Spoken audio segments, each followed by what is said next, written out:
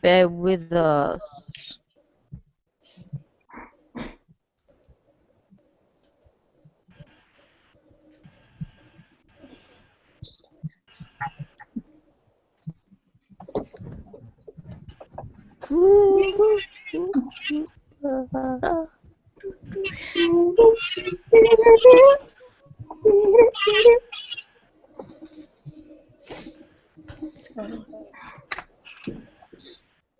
Are we live? Hopefully we have good news. That's the old one. We're live, we're up. Yay! You want me to link to YouTube stream? Hang on, I've got the Google Plus one. No, There's do a the YouTube stream, as it's more well. reliable. I would use the one that just The linked. YouTube one's working better than the Google one.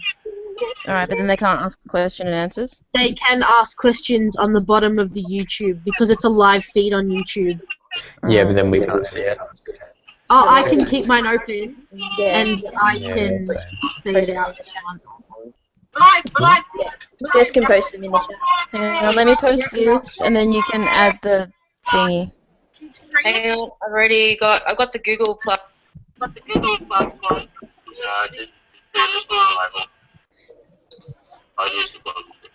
Just link them to the YouTube one because the Hangouts are playing up. They can ask questions on the bottom of the YouTube because it's a live feed on YouTube. Jess, can you mute the stream on your phone, please? I'm already muted. It's someone else. No, whoever has it open, please mute it.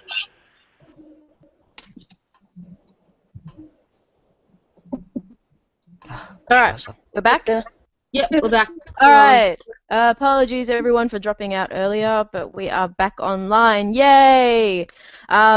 So hopefully you got the introductions. I'll just really quickly run through our introductions again. We have Allan, the TARDIS guy, over here. We have Brett from Great Worbla Photography. We have Catherine from Illumis Creations. We have Renee from Chibi Ray Cosplay. We have Glynis from OzCosTips. Jess from JM Cosplay. All these cosplays. We have Sam from Milady Samface. And she disappeared. Can you see her? Where's Sam? Oh no! Can anyone else see Sam? Is it just me? Yeah, Sam's there. Well, I can't see her video. I just have a black screen. Oh well. And myself from Mudget Makes. So apologies again for having difficulties, and we had a really good discussion going, so hopefully we can jump back on that track. Don't forget that you can ask us questions either on the YouTube channel or on the Hangouts if the Hangouts isn't playing up. Otherwise, feel free to post questions up on our Facebook page, OzCosTips, and we will do our best to answer any questions that you have during our stream. So obviously we're going to go a little bit longer than we had planned because we had a few hiccups, so hopefully you will stick with us. Otherwise, this will get uploaded to YouTube later on. You can watch at your own in your own leisure. So we have a question that was asked earlier on our page. Lots of newer cosplayers seem to find it hard to get good photos of their cosplays. What are some tips or advice from both sides, so photographer and cosplayers, on approaching a photographer or organizing to get a good photo or two at the convention? Brett, did you want to field this one? And then we can throw yeah, it I out? guess I can. I guess it's relevant to me. Basically, the easiest way to get good photos of your cosplay is find a photographer you like, or rather the work you like, preferably you like them as well, and ask them. Honestly, we're all very friendly for the most part. No, we're all very friendly. We'll happily do shoots, and if you're friends with us, then you'll get more and more shoots as well. So if you go in knowing what you want, you'll get good shots, and yeah, it's probably the easiest thing to do. Just ask a photographer. Awesome. And anyone else want to chime in with some suggestions? I'll chime in. Sam's first. Then me first. Me first. You go, Sam, and then I Renee. think knowing the character is a really important thing. Knowing some poses, just having somewhere to start, so that when you're you can start with the poses that you know, and then as you build up the confidence, or you get the rapport with the photographer, you can get even better, more amazing poses and shots. Awesome. And Renee, you were gonna jump in with something? I've been cosplaying for 4 years, and I had my first photo shoot last year at Supernova, which was in April, totally by stalking Brett. No, I stalked you as well, thank you very much.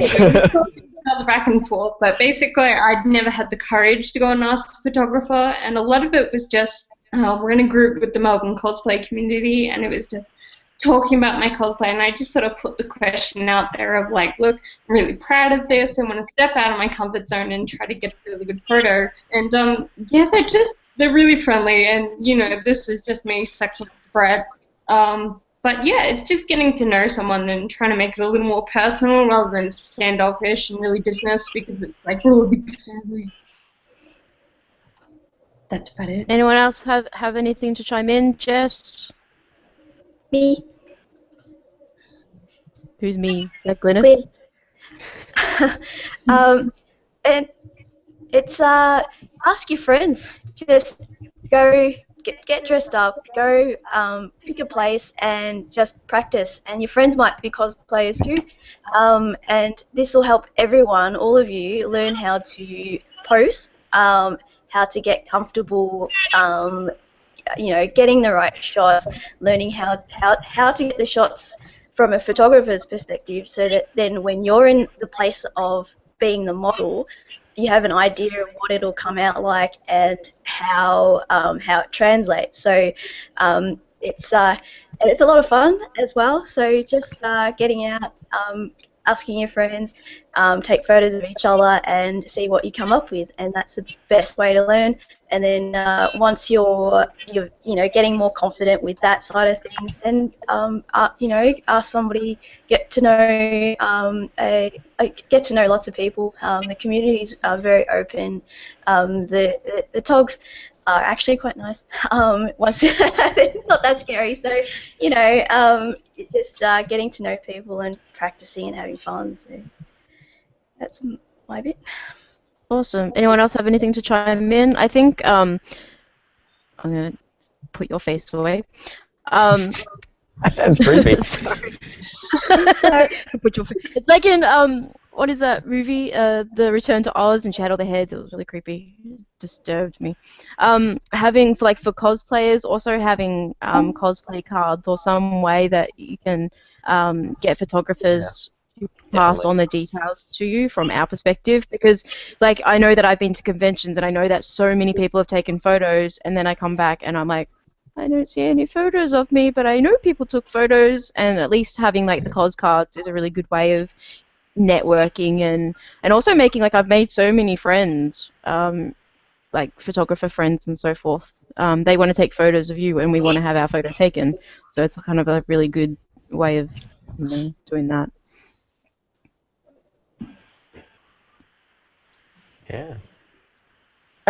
So we have another question. I hear it's tough to make adhesive stick to painted surfaces. Any tips to get around that? I think Allan might be best for that. Yeah, Allan, did you want to chime in there? Adhesive Say that again. Do some research on the types of adhesives you want to use and the types of materials you want to stick together, and use the right adhesive. Preparation of the surface is also really, really important.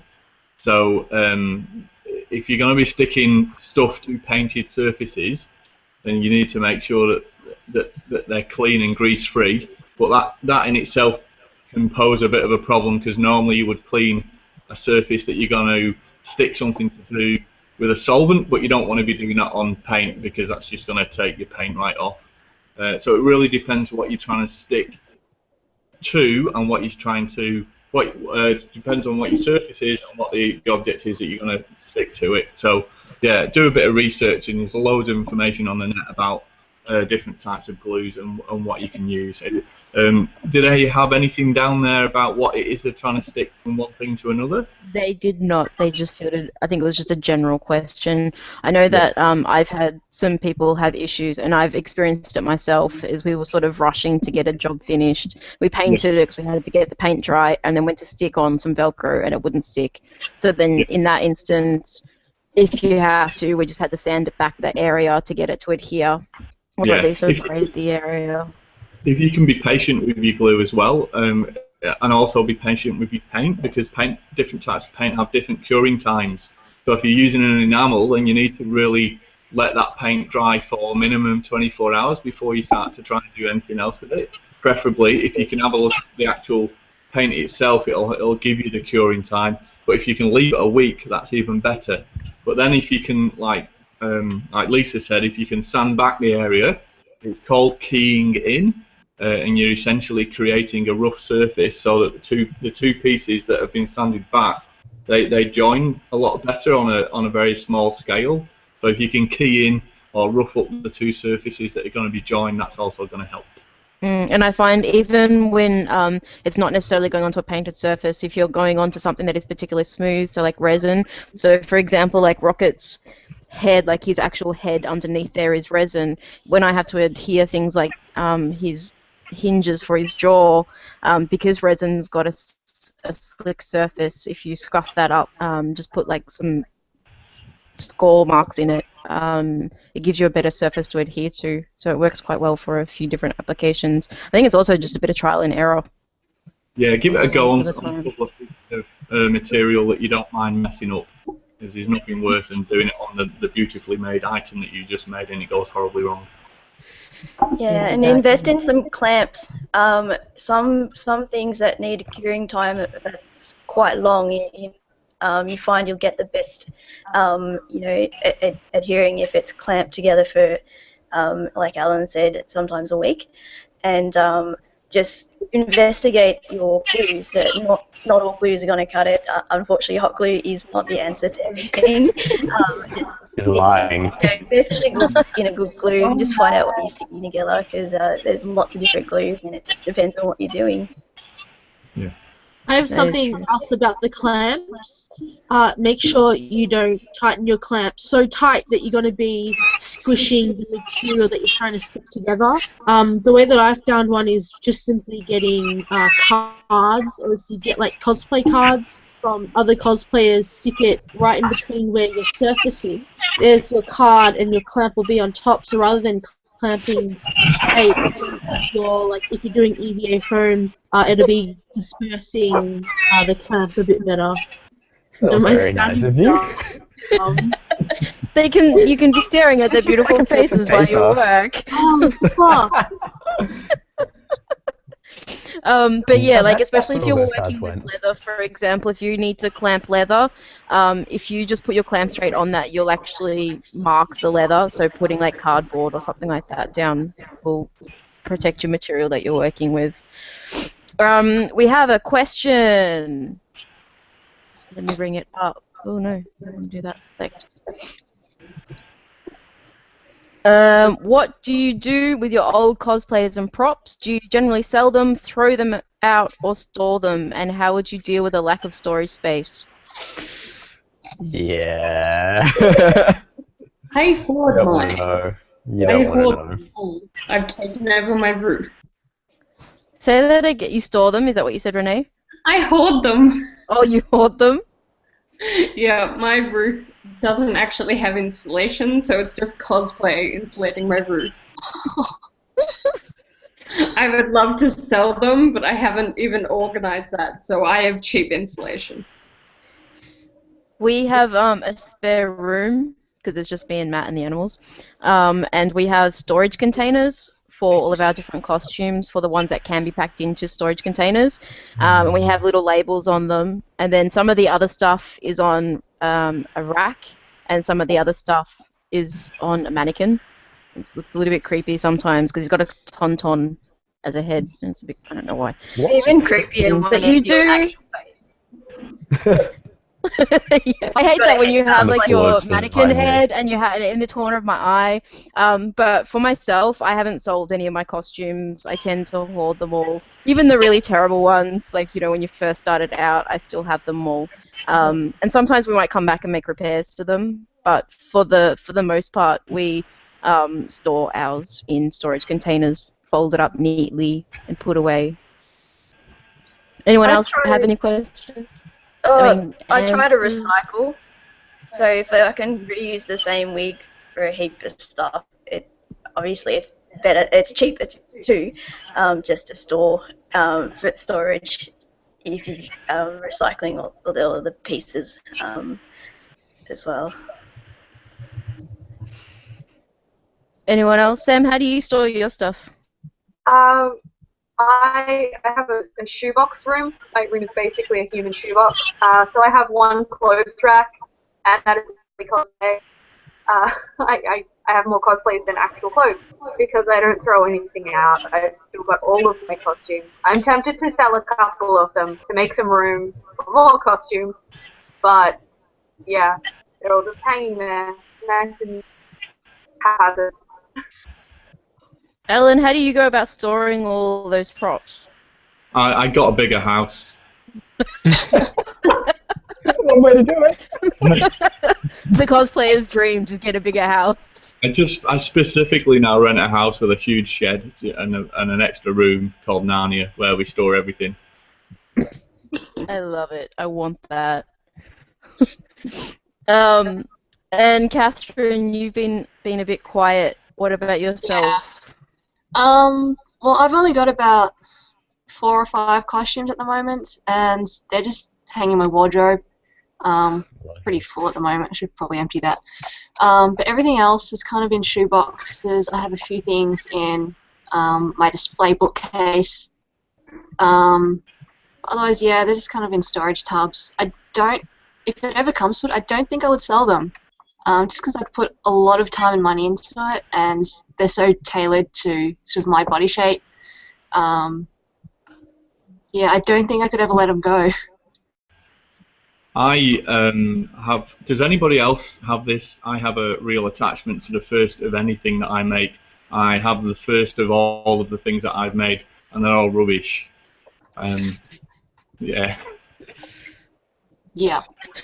Yeah, I still have my first one, and it's like completely falling apart because I made some of it like out of cardboard, so you can imagine how well that's lasted. But like, it was my first costume, so of course you have to keep it. Yeah. Sentimental value. Yeah. My first costume was made out of a pillowcase, so imagine how that looks. It was a dress, and it had frills on the pillow. We didn't have to sew them. I want to see that now. Please. Oh god, no one wants to see that. Oh dear. Moving on. We have another question. Where is it? Is Worbla the best material or just a fad? I always see a debate around sealing Eva foam. What's the best way? This is a kind of a two-parter, so we'll answer the first part. Is Worbla the best material or is it a fad? I think I'll fill this one to Jess because you are like Worbla guru. Okay. So, Worbla is only good for some things. No, okay, Such so as? so I got a couple of examples here. So with Worbla, it's really good for strengthening stuff if you need to make things stronger, but you don't need it for like fully doing stuff. For this, I've just used it as like an accent piece. This is Worbla, but this is EVA foam. So rather than covering the whole thing with Worbla, which is totally unnecessary, I just used it as like the backbone of making it. This is also Worbla, so you can sculpt it really well if you know how to use it properly. But if you're making large things, I know that Kamui Cosplay tends to completely cover EVA foam. Don't do that. She's sponsored, so she doesn't have to pay $80 for each sheet. You can simply just make it. This is just pure EVA foam that's just been sanded down. So you don't have to, like, I haven't finished it yet, but you don't have to cover it in Worbla. What you can do is this stuff right here, Cabothine Clear. Is it gonna focus? Am I? Other products are available. No, not sponsored, I particularly. swear, Not I swear. this one. This is Cabot's. You want this one because this one is resin-based rather than oil. So this is an oil-based one, and there's also a water-based one. You want to get the oil-based one, which won't absorb into your EVA foam. So just add like a couple of layers, sand down after each layer, and you'll get it really, really smooth, and that will seal it rather than having, if you put on too much PVA glue, it'll start looking like cottage cheese. So this is a lot easier because you can sand in between each layer and you get it really smooth.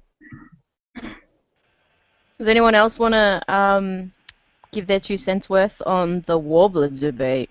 The Great Worbla Debate of 2004. Wait, what year is it? 14? I'll throw in my 2 cents. I've used like, I don't know, 3 Excel sheets these days for a couple of different cosplays, along with Glenn. It's pretty awesome. Like, having used just foam and Worbla, I do prefer the Kamui method of just coating everything in it. But I'm a terrible person like that. It's great to get certain textures and certain shapes. It's also very durable. I think I made my first thing out of Worbla that was Kid, and all of that, even though it's been kicked around a fair bit at home, just trying to get it all stored and everything, still in perfect shape. It's a very durable material, lasts a very long time. And it's great for that. EVA foam, if you prepare it properly, it will last quite a while, but it's just not as durable, so I find it better to spend the extra money and put the Worbla on it. You can generally get a better texture, and I feel like you can get better detail out of it as well. So, yeah.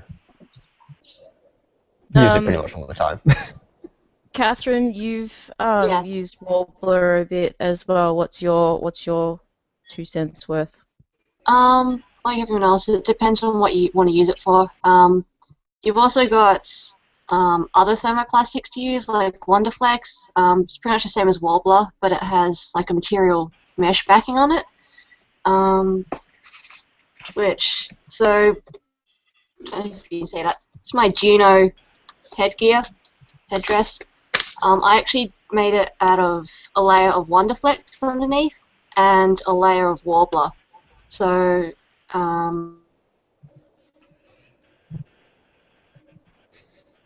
Is she frozen? Oh, she Oh no! Oh, wait. no!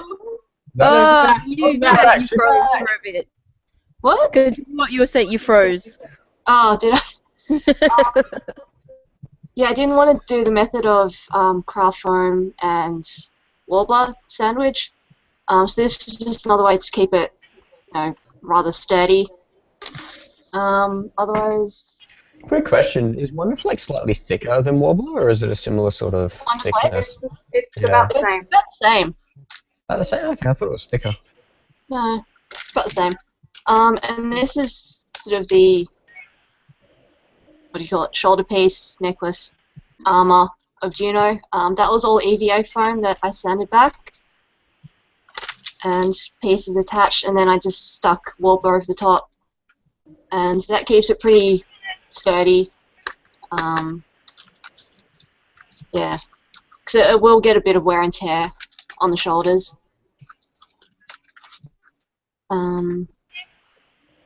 Yeah, but I don't know.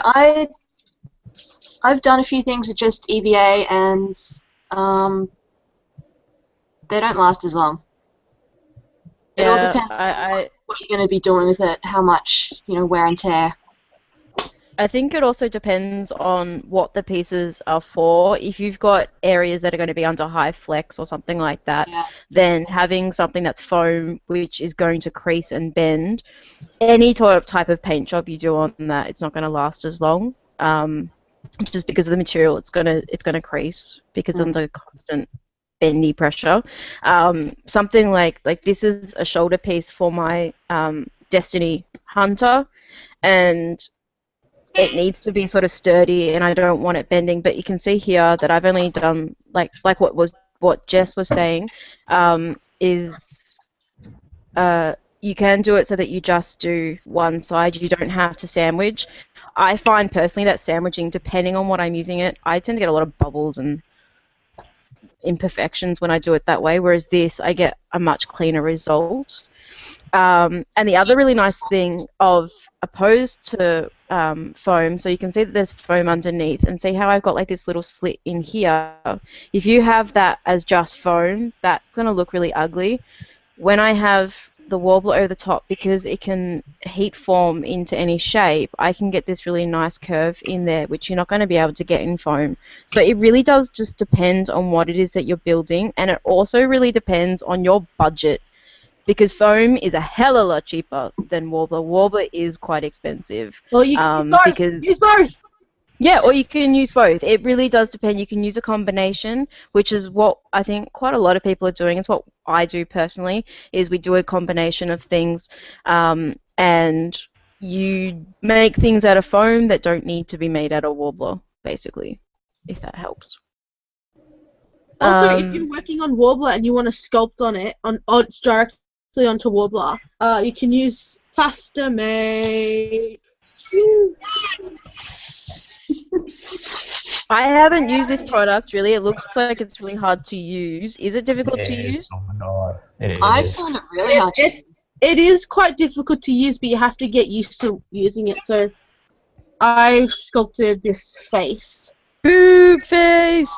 Boob face. Look, it's as big as my face. So it depends. If the hardest thing about it is it only works when it's really, really hot, and when it's really hot, you can't really touch it with your hands. So, but if you usually just like Worbla, stick to, don't be stupid, keep your hands wet, is a really good way to kind of smooth it out. I sculpt this on, grease paper, the ones that you use for the oven, with a picture underneath, and I sculpted it that way. Usually sculpting things separately and then adding them together will help a lot, because this stuff sticks to everything. If you're sculpting with tools, it'll stick to the tools. If you're rolling this out, it'll probably stick to your hands. It'll stick to my fingernails. So it's a little bit difficult, but it also says to, when you use it, to heat it up with water.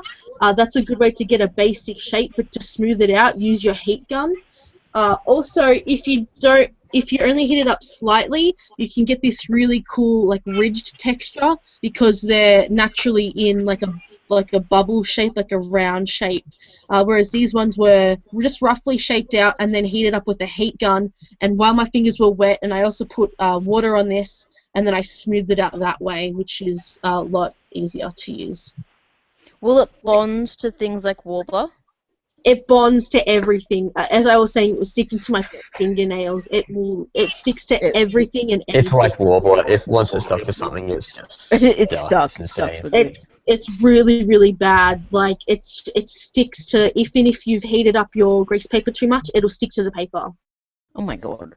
And one thing that I have learned is, because I use baking paper when I do sculpting and Worbla work, don't get the really cheap baking paper. Oh my god, that stuff is really terrible. The non-adhesive part of it isn't non-adhesive. Yeah, so fork out the money on getting proper baking paper, because it'll stick to all your stuff. While we're on sculpting materials, can I just talk, and Jess mentioned it briefly before, is epoxy clay. And it seems to be underused, but Brett and I love that stuff. So it's sculptable, but it's so strong when it's done that it can support itself. So you don't always need a base underneath. Like, for example, if you're using foam, foam and Worbla, you usually need something to support it. So with this, I've made a guard on its side, and it entirely made out of the epoxy clay. It is rock solid. It's very, very light, and it supports itself. It's sandable once it's set, and it sticks like it's very, very strong. So I often get asked about my Rufio headdress thingy, this thing, and how on earth these the bamboo is set. It's really, really wedged in there. And what it is, it has a base of the epoxy underneath. And basically, you the one I like to use is called Knead It. You sort of, it's got two chemicals that you knead together, like dough, and then it sets off a chemical reaction, and you can sculpt it in that time. And basically, I've just gotten a wire base here, and put the epoxy on, and just jam these bamboo bits in, and they are stuck in there. It works.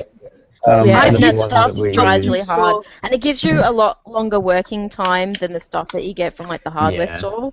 You get That about- stuff is awful, and it's really I don't sticky. know, the stuff we get from Bunnings, which is the Knead It, has about 5 to 10 minutes of working time. We made this one out of it as well. These are all metal rings, so they can support a lot of weight, and it still has quite a good sort of detail. This is all Glenn's work. I just grabbed it for her. Basically, this is just built up of a dowel rod, so just a bit of pine. And it's just kneaded on a wire just all throughout there and up the top there. If Glenn wants to talk about it a bit more. Is that what I think it is? It's, Is yes, that for it a is. certain? Yes, that's for a certain long- journey to the west. Jess, you had something to ahead. show. Did you want to show your? Oh yeah, I like making my sword hilts out of epoxy sculpt. This is Needle from Game Thrones. That's just wire and epoxy sculpt as well, and so is the hilt. Also in the Jon Snow sword, I did the exact same technique for this, and also the pommel. That's all epoxy sculpt as well. And the good thing about epoxy sculpt is too, you can engrave it with your Dremel, and you can get extra details after it's hardened. Also, make sure you use this stuff with gloves on. As much as tempting as it is to try and sculpt it with your hands, don't do it. You'll probably lose feeling in your hands in 10 years down the track. It gets really hot, dude. It gets really hot, yeah. Yeah, it basically turns into rock. Well, not quite rock, but almost rock after it sets. So that's why you can use the Dremel so easily on it. Great for sanding and engraving and everything. It's a really nice material that doesn't get used anywhere near enough. You just have to make sure that you do like equal parts. Like you absolutely have to get the equal parts. Make sure you mix them properly. Yeah, the knead you get at Bunnings is in a little tube, so you just cut off a bit and it's already set to equal parts, which is nice. It is kind of expensive though. We're just lazy. Yeah. But it is really good. Because I've used on this here, we used some of the. It was probably similar to the Knead It stuff. It was the one that we used at Bunnings, like the one that we got from Bunnings, and you get like 5-minute working time, and goddamn, that was hard work. Whereas like on Rocket, it's a bit hard to see, and he needs fixing up. But like his eyelids here, are done with epoxy sculpt as well. It's really versatile stuff. So it's definitely worth, and like you don't need much. A little bit goes a fairly long way as well. I'm gonna refer over to the question that we've got. Continuing on the Great Worbla Debate, which would you find more time-consuming, Warbler, Evofoam, or both combined? Well, I Depends on. have something for this one. Sorry, me. If you try and make shapes out of Warbler, it gets really difficult. So usually, if you do it either EVA foam by itself, it's going to be a little bit time-consuming. If you do Warbler by itself, it's going to be a lot time-consuming. But if you do it both together, it'll be less time-consuming because you won't have to sculpt something out of Warbler. You can sculpt it and like shape it with a Dremel or hand sand it out of EVA foam and then use Warbler to cover it instead. Then because Warbler doesn't sculpt very well by itself, mainly because it doesn't thingy majiggy. There we go. Okay. So, Renee, It did you all do depends. foam base and then that's covered in Warbler? Yes, this is poster board. You can get it right on, but the hilt of the sword is warbler. All underneath and all the little details are just foam strips, and the warbler is just heat molded around it. So yeah, it's just a really simple way if you don't want to mold or shape your warbler. You can just put foam in whatever shape you want under it. Mm. Yeah, it really I think depends. it also depends because it's one of those things of if you do one method and it falls apart, then it's not gonna you're gonna have to redo it anyway. Whereas if you spend a little bit more time and say do the both combined method, then you're gonna save time down the long run. So like a little bit of extra time spent is a lot of time saved, if that makes sense. And it also I have some examples here. This is sorry. So these are all just EVA foam. So rather than trying to sculpt it out of Worbla, I've done it on top. Also, if you're scared, oh, I can't get this kind of shape out of EVA foam, you can. Just takes a lot more extra time. This is all just EVA foam covered in cabothane, and you can get really intricate designs if you hand sand it rather than sanding with a Dremel. Yeah. All hail the Dremel. I've taken to using the belt sander. I'm a terrible person. I don't do any small details anymore. I just destroy foam. We have another question. From Ruby Nugget. We're getting some feedback. That's Renee. hello. That's a silly. I like foam. I really like foam. Until recently, I was too poor for Worbla. I originally started sealing foam with just PVA. Then I heard that you can water it down so it sinks into the foam a little bit more. Then I started sealing my top layers of paint with Mod Podge because I found that PVA over time cracked. I did the Dark Magicians from Yu-Gi-Oh! In 2012 and they were cracking within like 2 weeks. And the shield, I think I made, the Zelda shield, it's been out in like the Ballarat weather, where it was like fog and minus something, and it's been to a couple of cons, and that's with Plastidip, which it's expensive but very worthwhile using. Great stuff. It's been thrown around, it's been hit, I've dropped it, it's fallen off my wall, and it's just foam that's sealed with PVA and then Plastidip. So I haven't sanded Plastidip yet, but there's a new. You can? Okay, I'm learning. But there is a new PVA on the market that's sandable, so I did try that out. It's pretty good. Allan, what do you use to seal your bits? Well, can we just hit someone's feedbacking me bad? Someone's presenting me. Renee, you have I'll just sit here. I'll try to. Yeah, there we go. Sorry, Allan, what do you seal your bits? Sealing. I don't really work with a lot of stuff. Hang on a second.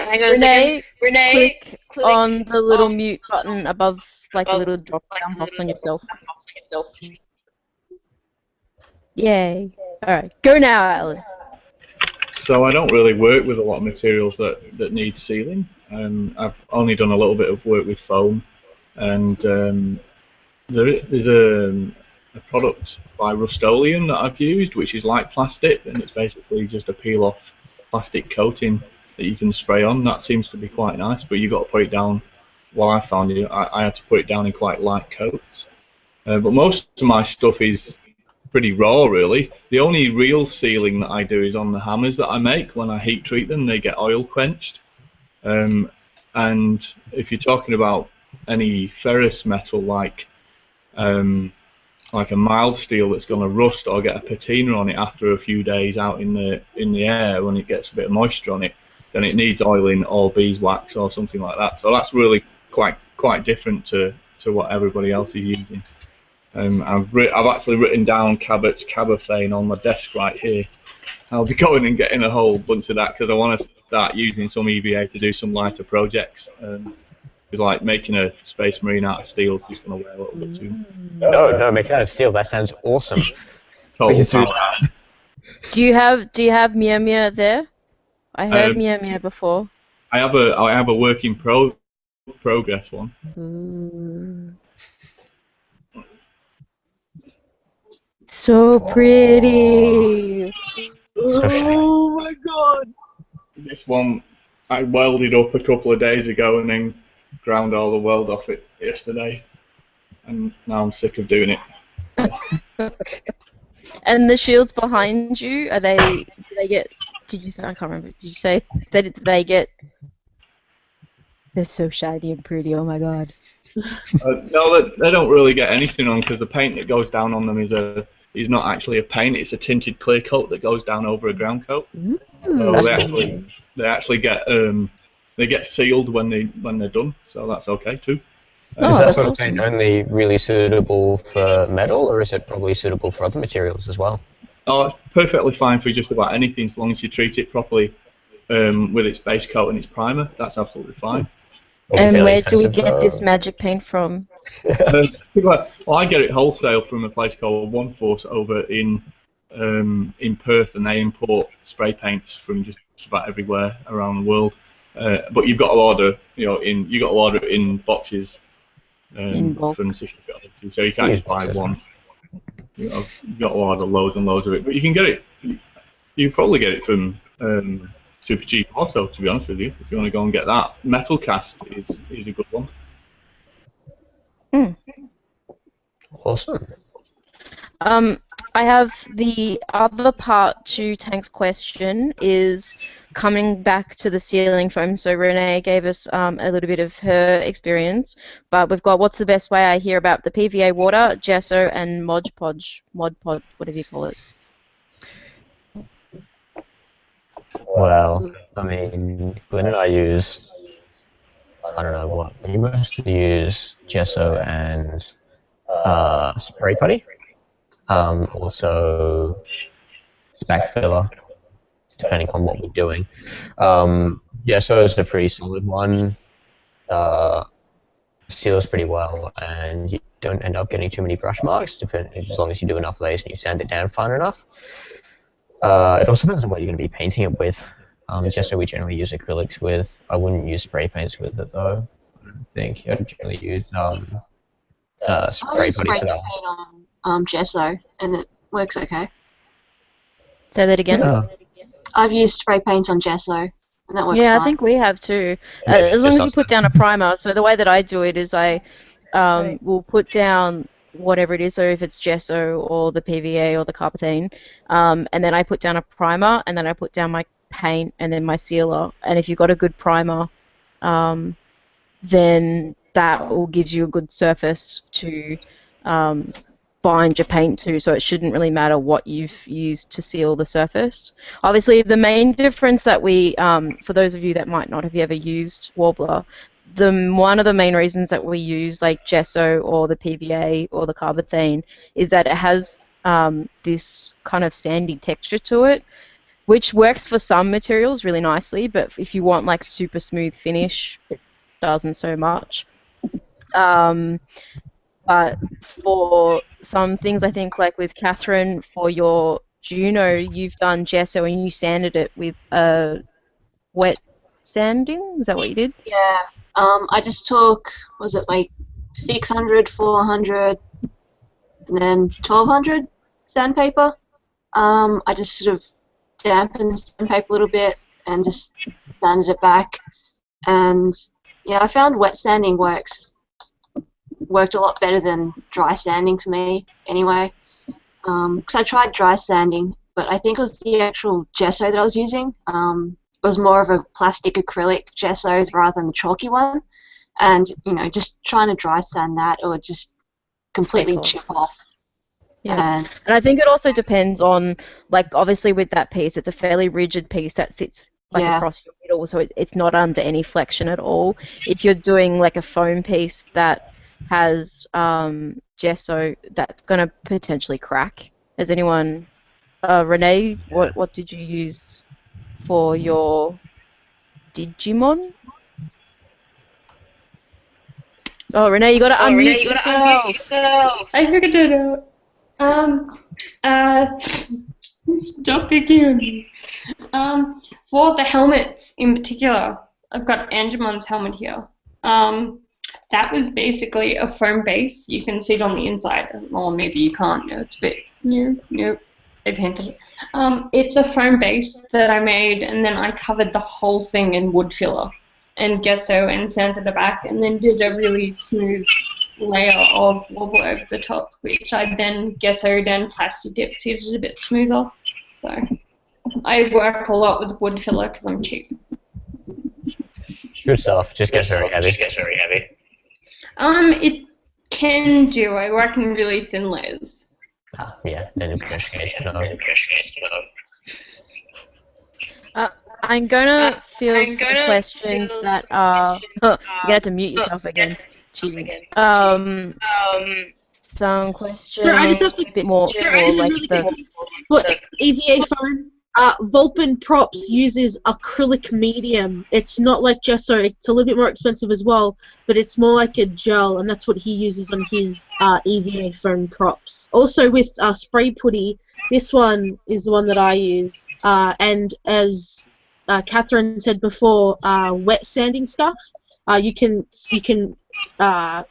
smooth it out super smooth by wet sanding, and all that is just make sure you have the right paint, sandpaper, and you put it with water and a little bit of detergent, and then you slowly sand your stuff, and you can get it really smooth. I don't know if you can. I don't think it'll show up, but it comes up super smooth.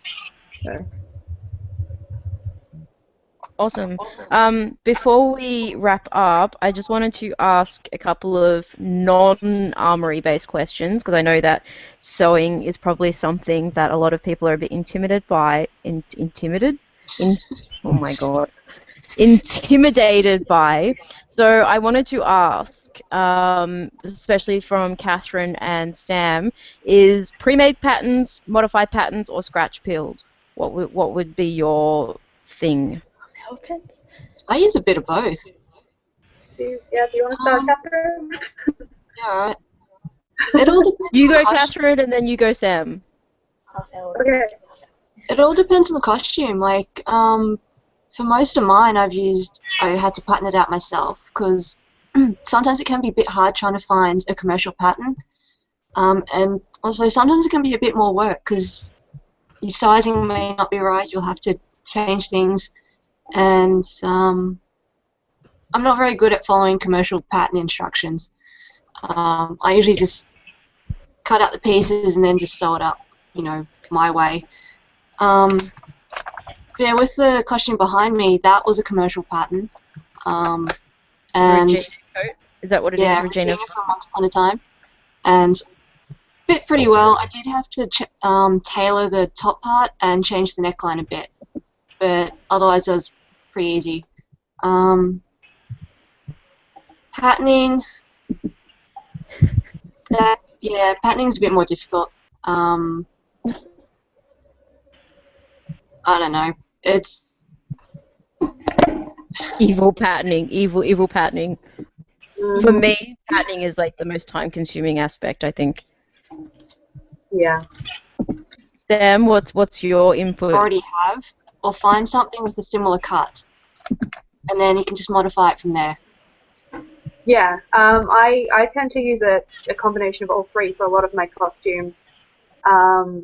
Especially when I started, I was working with commercial patterns because I couldn't wrap my head around how to get that 2D, get a 2D form and put it on a 3D body. But yeah, I've kind of learned as I've gone along, and let's see if I can bring up some examples. Screen share. My Sailor Jupiter, is that showing up? How do I do this? Go screen share, and then you should be able to select the window. There it is. Okay. Is that working? I got black screen. Has anyone else got black screen? Oh, there we go. Yeah, it's working. Okay. So my Sailor Jupiter is she's a modified leotard pattern with a lot of the stuff scratch pattern. And who else did I do? Whereas my Snow White, which will bring up. I'm learning as I go along, apparently. There she is. So is she showing up? There she is. That's all scratch pattern. The shirt, the belt, the tunic, and the pants all scratch pattern. Which I find very, very difficult actually, but the results are pretty good, I think. Yeah, and I've lost my train of thought. That's all good. Does anyone else have any Just things on patterning? Make it up as you I've go. recently found out that if you transfer stuff to this, I don't know if I have any with me, but there's this actual like thin fabric that's called fabric transfer paper or something, and so if you don't want to cut out directly onto your paper pattern, what you can do is you can lay your paper pattern down and get this kind of see-through transfer paper, and then you just draw out with a pen onto the surface of it, and then you can cut out onto this more agile fabric, and then use that as your pattern rather than cutting into an expensive pattern that you don't really want to cut into yet. Because I recently just did my first pattern actually that I've used. I used a 1996 Power Ranger costume pattern, and I really didn't want to cut into that because it's a rare one.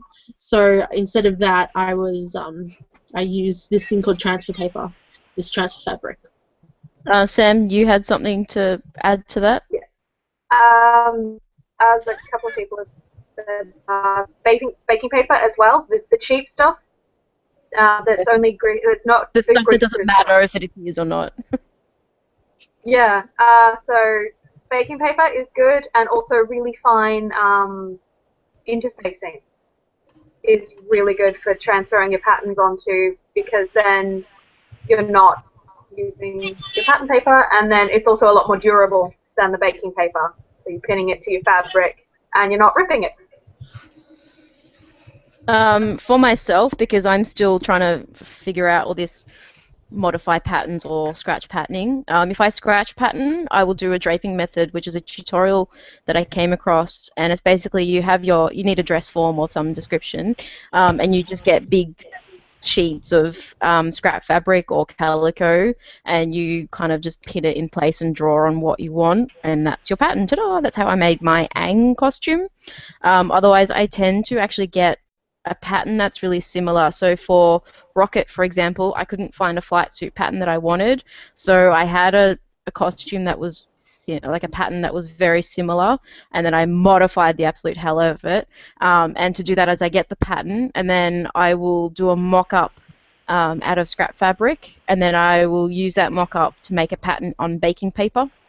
Or I might just use the scrap fabric, but often the times I have to redo it that way, and that's how I tend to get away. But because I'm kind of not very good at sewing stuff, I will always do a mock-up first, because I don't want to waste my expensive fabric or just my fabric in general and have to redo it, because I'll usually stuff something up, like sew pant legs together, which you're not meant to do.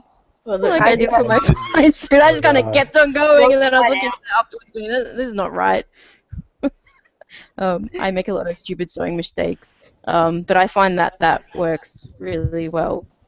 Nearly every time I make pants, I sew one giant pant leg. One giant pant leg. One giant pant leg. I sew it wrong, completely wrong. It's just one giant pant leg, which is not what I want. So we're going to end up having to wrap up. So I have one last question. So it's like the ultimate question before we wrap up. Let me find it. Ooh, we have a choice. Okay. You can either tell me your most awkward cosplay shenanigan, or you can tell me if money is no object, what would be your ultimate cosplay build? Because they're like juicy, juicy danglers in there. I'm actually making my ultimate cosplay kind of suited for kind of a secret. Oh, well, that doesn't help us. So maybe tell us your most embarrassing cosplay shenanigan. Oh God. Oh, okay. I think because I crossplay, I've had some guy when I was Jon Snow. Some guy came up to me and was like, "Oh my God, you look awesome!" And then I'm like, "Hey, thanks." And he goes, "You're a girl." And I was like, "Yeah." Hands up, like who's ever had that? Yeah. And I'm like 5'1", so I always assumed that people would suspect that I was a chick, and I have like a very feminine, fat little round face. It is amazing. It's like, oh, the best. I wish I had a beard like that. Come on. Oh dear. Allan, we'll go from the end. Allan, you're not much of a cosplayer yet, but we'll get you in doing some more. What is your ultimate build if money was no object? I think a fully operational Iron Man suit. It has, you know. Oh my God. Yeah. Oh my God, yes, please. Yeah. Somebody give me some money, quick. We'll start the Allan fund. Look. Brett, you can choose either your shenanigan or your ultimate cosplay. I think ultimate cosplay. I don't really have that many shenanigans. I want to do a Hydralisk from StarCraft, and that's going to be a multi-$1,000 build with a lot of animatronics and latex, which is going to be very, very time-consuming, like a 4-year build. One day, though. One day. One day. Catherine, what is? You can either go shenanigans or ultimate. Probably the ultimate cosplay. I don't know, it'd probably have to be a toss-up between either one of Christine's outfits from Phantom of the Opera, from the stage show, or Elizabeth Taylor's Cleopatra costume. Oh my God. Wow. The big... I have to see that now. Alright, Chibi, Ray.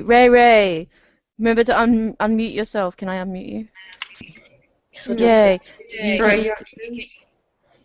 What's your ultimate or your shenanigan? Oh, I'll just say embarrassing because that's what I do. Quickly, ultimate build is probably not ultimate. It's like a dream build doing elf ones from Full Metal Alchemist this year, so gonna hopefully do it.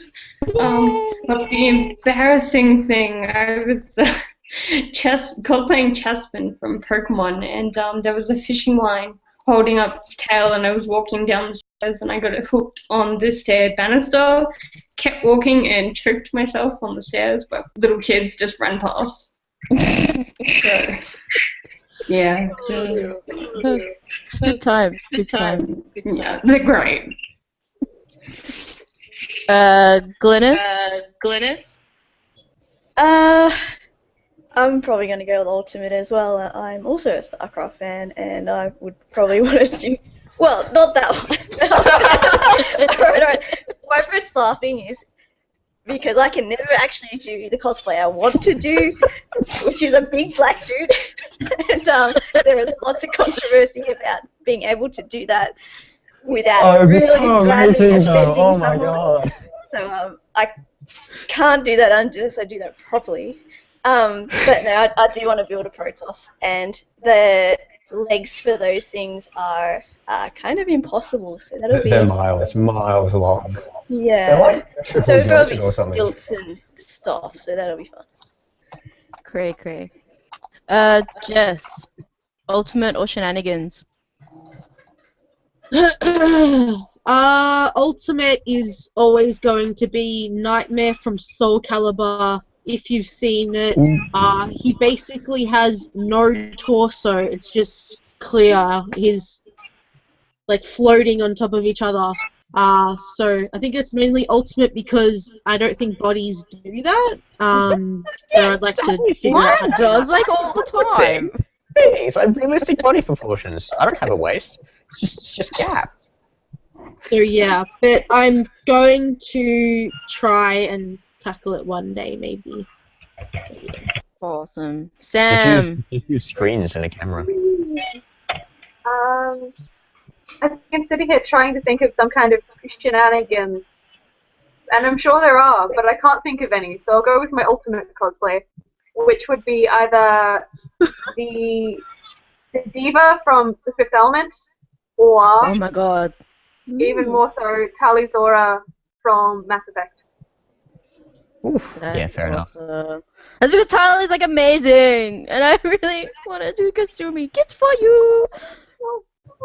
I love Kasumi. She doesn't I'd get want enough the love. helmet to light up and the light would flash as I speak and possibly even a voice changer, but that's why it's my ultimate dream cosplay because I can't even do any of that yet.